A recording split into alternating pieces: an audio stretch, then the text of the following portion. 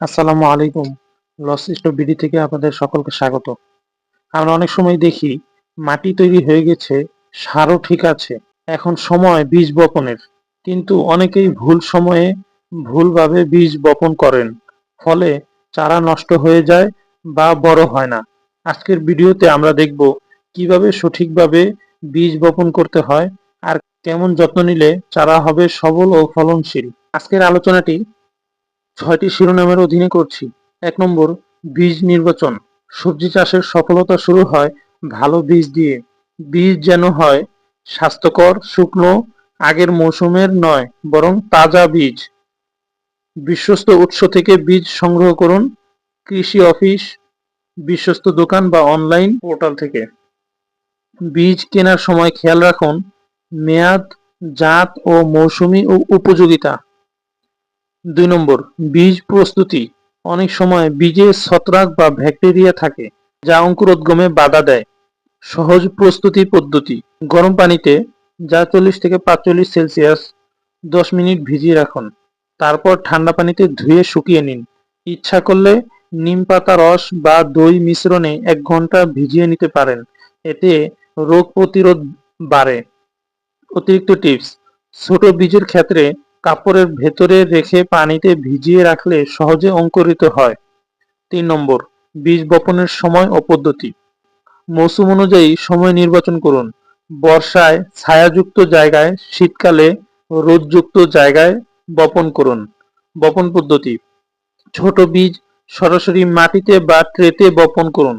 বড় বীজ যেমন লাউ, কুমড়া, মিষ্টি কুমড়া মাটিতে 1 থেকে 2 ইঞ্চি গভীরে বপন করুন। চারা তৈরির ট্রে বা পলি ব্যাগ ব্যবহার করলে পরে স্থানান্তর সহজ হয়। অতিরিক্ত টিপস: বীজ বপনের পর পাতলা করে মাটি ছিটিয়ে দিন এবং হালকা পানি স্প্রে করুন। ৪ নম্বর, চারা গজানোর যত্ন কিভাবে নেবেন। বীজ অঙ্কুরিত হতে সাধারণত 5 থেকে 10 দিন লাগে। এই সময়ে সবচেয়ে জরুরি হলো আর্দ্রতা ও আলো। যত্নের নিয়ম: দিনে 1 থেকে 2 বার স্প্রে বোতলে পানি দিন। রোদে রাখুন, তবে খুব গরমে ছায়া দিন। চারা খুব ঘন হয়ে গেলে কিছু চারা তুলে পাতলা করুন। পোকামাকড় দেখা দিলে নিম পাতা বা সাবান পানি স্প্রে করুন। অতিরিক্ত টিপস: চারা যখন 3 থেকে 4 ইঞ্চি হয় তখন সামান্য কেঁচো সার দিন, এতে গাছ শক্ত হয়। ৫ নম্বর, চারা স্থানান্তর। চারা 15 থেকে 20 দিন বয়সে 4 থেকে 5টি পাতা হলে স্থানান্তর করা যায়।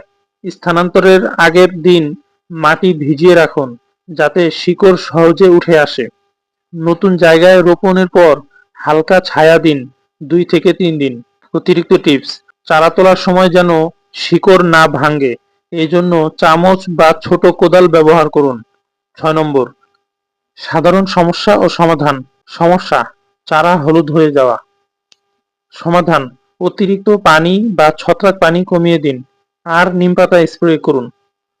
সমস্যা: চারা মরে যাওয়া। সমাধান: সূর্যের অতিরিক্ত তাপ থেকে এনে ছায়া দিন, হালকা পানি দিন।